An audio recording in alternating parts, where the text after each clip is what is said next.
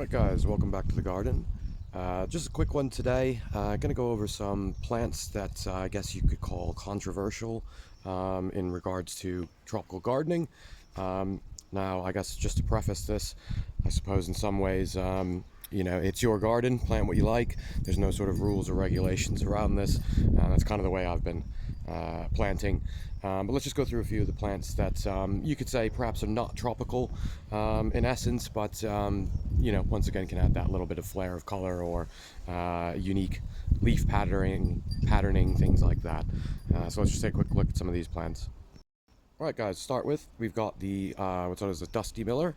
Now again, not necessarily a tropical plant, but I do personally like the kind of white foliage that you get on this. I feel like it's quite a unique offset of color compared to the greens that we've, lots of shades of green, but this white with the yellow flowers, again, adds just something a little bit different to the garden here. We've got two little patches of this as almost a sort of walkway entrance as you walk back to the back of the garden. Alright guys, so one obvious one that glares you in the face here is of course all the summer bedding. Just taking a look at it here again, I like to use summer bedding as a sort of filler while I'm waiting for the rest of the plants to mature. Again, it's something that you may find is perhaps certainly not tropical at all, but I do like the little color pop that it adds sort of in between a lot of the evergreen plants. Next on my list here would be the fuscias or hardy fuscias. Again, very unique sort of flower that you get on these, and I just like the color pop again that it adds in between.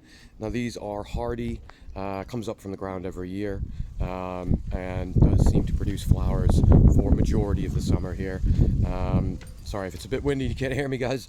On this one here, it is also an edible flower, so any of the fuchsia varieties should have edible flowers, but certainly do your research before you go and eat anything.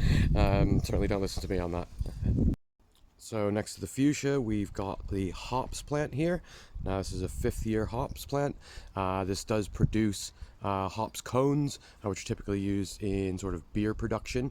I love the foliage on this, really quite nice shape on the leaves, and also right now you can see we're just starting to come into flower, which would be your hops cones. So we'll do an update later in the year on that. Now again, not necessarily a tropical plant, but I do like how it grows up the fence each year and provides a nice bit of back cover.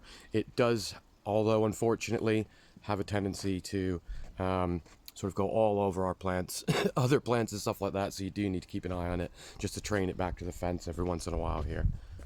Following from that here, we have our celebration roses. Now again, this is probably a hot topic in regards to tropical gardening, weather roses, things like that. Your sort of traditional, I guess, English flowers should be in a tropical garden. Again, I've always liked having that nice pop of color from the roses, each to their own, as they say, but with that said, I'd prefer to have a mixture of these sorts of plants in the garden.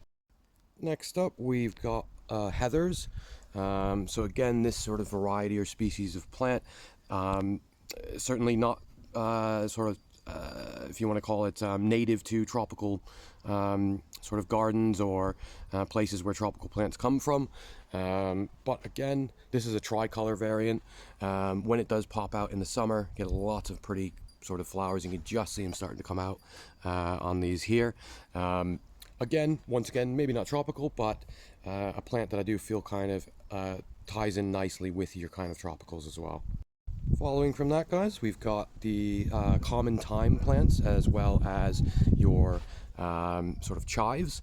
Again, just basic herb that you can buy from the supermarket, but I do like how this is filled out, created a kind of nice sort of different shades of green here in regard to the almost like a bush basically form here. In the background as well, guys, again, you could add these into the list, sort of camellias and rhododendrons. Once again, not necessarily a tropical plant. They do flower each spring. Very pretty flowers on these. And again, just add some sort of nice backdrop to some of the tropical planting. Again, these are evergreen as well, so nice to have that kind of color pop throughout the year, and nice shades of green throughout the garden.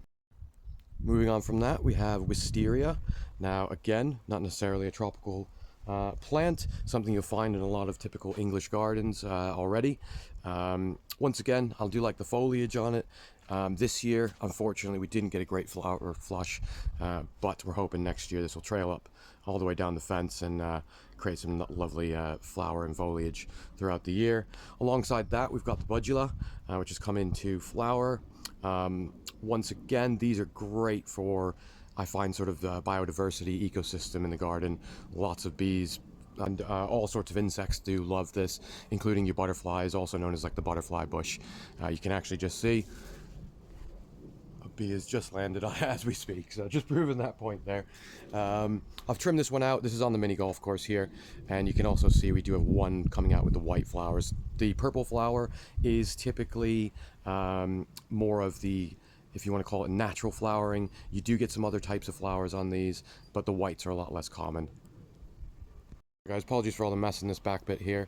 Another plant to add to that list could be things like your clematis, so sort of your climbing plants. These, once again, I find come up from the ground every year, hardy, but also provide, you know, lovely shades of color. And the clematis species, there's huge amounts of variety in the types of flowers that you can get on this one. This will certainly be another controversial plant, I'm sure. I'm actually trying to grow a small patch of bracken here. So this is essentially, you know, absolutely native to the UK. You can find this pretty much everywhere you go. It grows up to about 6 foot. And with this here, I do find it's quite a unique fern.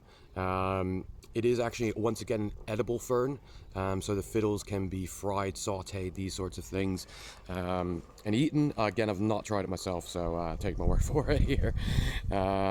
So one that, again, you may not, you know, this is something that probably people would be trying to remove from their garden. I've found that I wanted to add a little patch of it here, just to add a little bit of uniqueness and something different that you won't find in typical gardens, as it's generally removed as a weed.